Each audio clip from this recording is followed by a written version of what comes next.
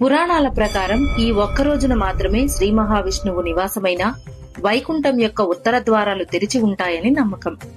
మామూలుగా వైకుంఠ ద్వారాలు మూసి ఉంటాయి. కానీ ఈ రోజున సాక్షాత్తు శ్రీ మహావిష్ణువు ద్వారాలను తెరిచి భక్తులకు దర్శనమిస్తాడు.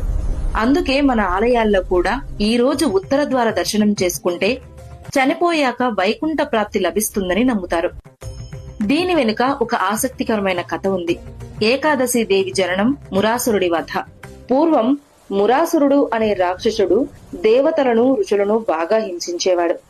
వాడిని చంపడానికి విష్ణువు యుద్ధం చేసి అలసిపోయి ఒక గుహలో నిద్రపోతుండగా విష్ణువు శరీరం నుంచి ఒక శక్తి ఉద్భవించింది.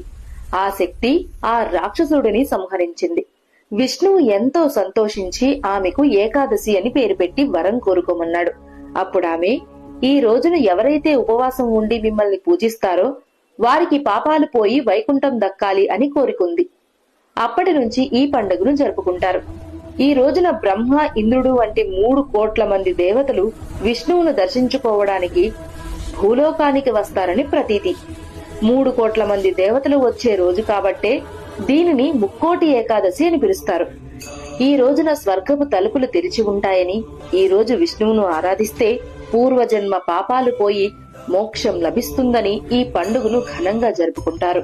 ఈ విషయం గనక మీ మనసుకు తాకితే ఈ రోజు ఒక్కసారి అయినా ఓం నమో నారాయణాయ అని జపించండి. భక్తి గుర్తుగా అదే నామాన్ని కామెంట్స్ లో రాయండి.